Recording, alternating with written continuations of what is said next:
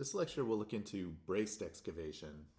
That's where we make an excavation and can't use just a cantilever wall by itself because it would be too flexible and deform too much, and we have to hold that cantilever wall up and not let it move very much because it might disturb infrastructure around it, or because it just isn't economical to design a cantilever wall for an excavation that deep. So the concept of braced excavation is shown in this diagram here, where we would have still cantilever walls installed, right? There's got to be something at the edge of the excavation to hold back the soil.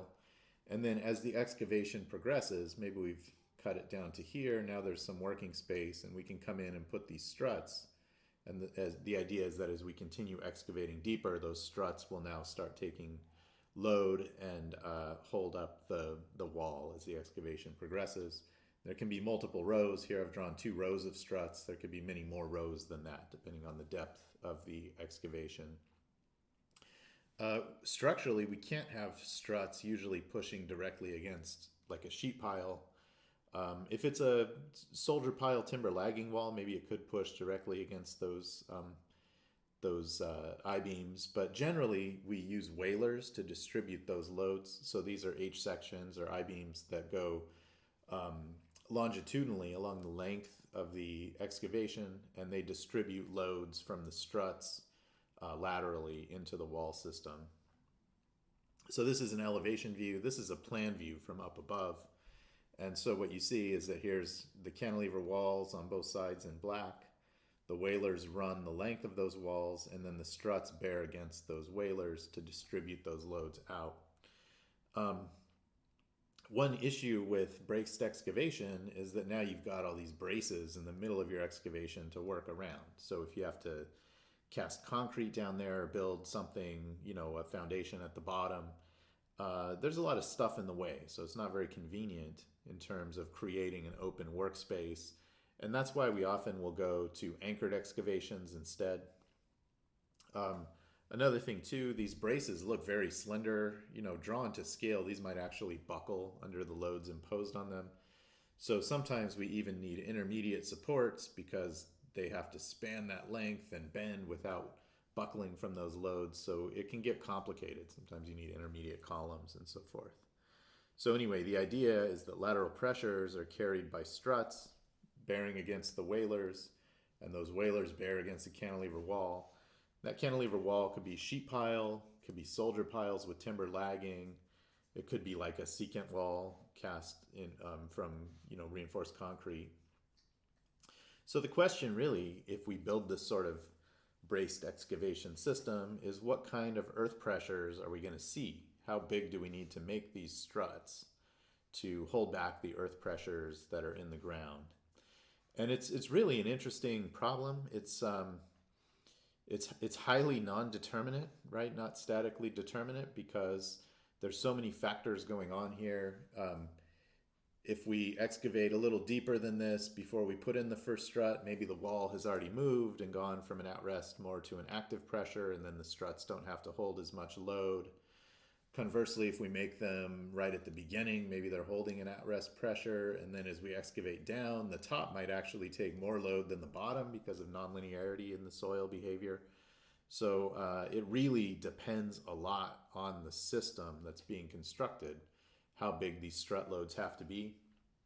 In general, the stiffer you make the system, the more pressure they'll have to take, the more toward at-rest pressure they'll need to be, and that's where measuring pressures using a pressure meter or dilatometer or something can be very handy, rather than just making the empirical assumption of 1 minus sine phi by Jackie. It's always good to measure those pressures. And a lot of the time we really don't want movement back here. We don't want settlement and lateral movement, so we do make these braces pretty stiff, and they need to take something like the at-rest pressure. There was sort of a landmark study by Ralph Peck. He did a lot of work on the Chicago subway back in the 40s.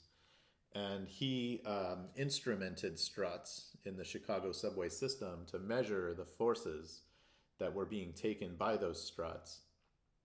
And by measuring those forces, he could infer something about the pressure distribution acting behind the walls that gave rise to those strut loads using tributary area methods and things like that. So the subway was a braced excavation system, and the soil profile generally consisted of sand over this blue clay. And the blue clay varied from being medium soft to pretty soft in the middle, and then medium stiff to stiff down at the bottom.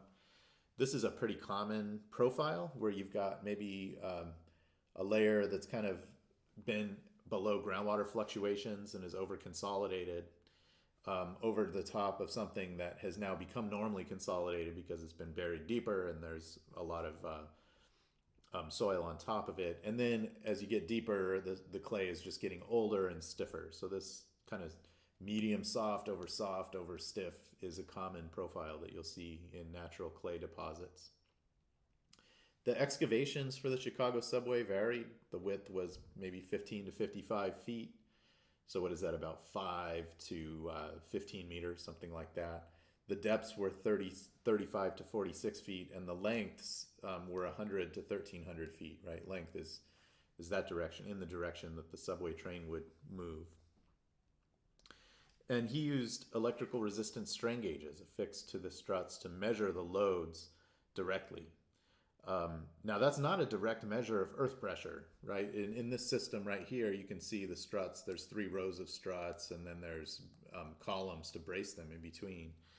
If you only know the 3 loads, there's actually an infinite number of earth pressures back there that can give rise to that measured load distribution. So there were assumptions that had to be made.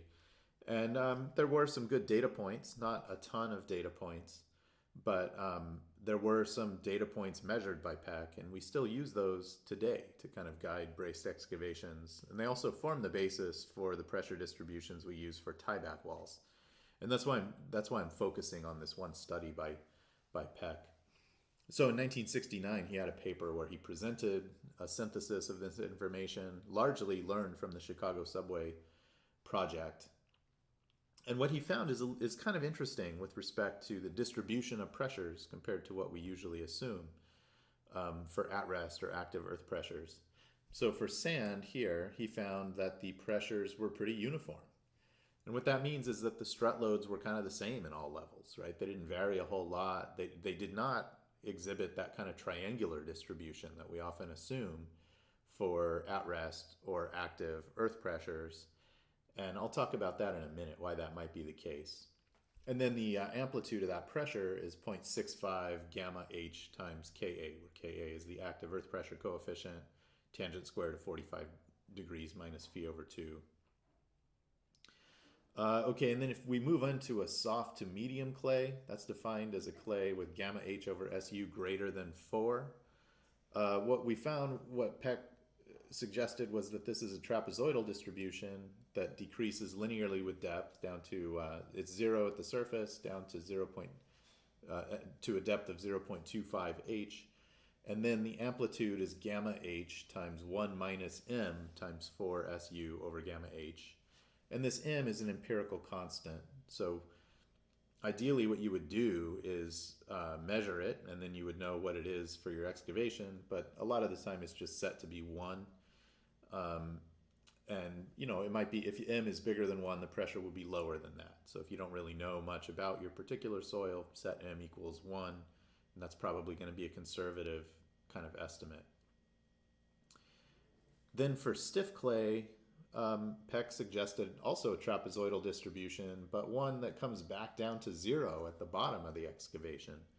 This is an interesting one, right? How would the pressure be 0 at the bottom of the excavation? That's where sigma V prime is very large. We would generally predict a very large sigma H as well, but he's finding that it's 0. This is something contractors kind of have known for a long time. You just don't see these huge pressures near the bottom of an excavation. And so there's 2 regions here, each 0.25 H in thickness. And then the amplitude of the pressure varies from 0.2 to 0.4 times gamma H. And so this is a big range. It just reflects the range that he saw during his professional experience. And you can decide, you know, where in that range you think you're likely to fall. And maybe, you know, Peck was a big fan of the observational method. So maybe you could design for something lower, but have a plan in place in case you start measuring strut loads that are bigger, like 0.4 times H or 4 times gamma H. And I think a lot of this variability is not just uncertainty, right? There's a big variability in at-rest earth pressures.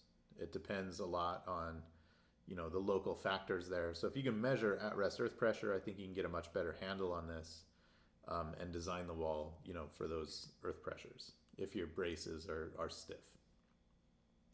Now, these pressure distributions don't match the typical triangular distributions that we often assume.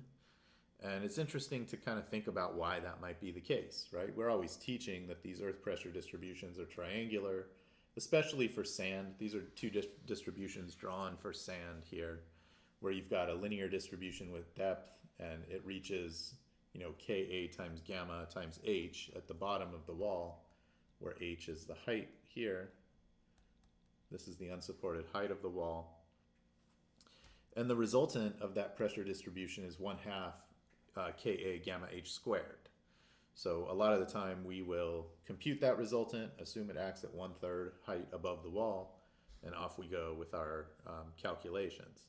If we use these braced excavation distributions that are constant instead, first, we find that the resultant is a little bit bigger, right? Instead of being 0.5 Ka gamma H squared, it's 0.65 Ka gamma H squared. That it's kind of obvious why that would be the case, right? This is an active pressure distribution.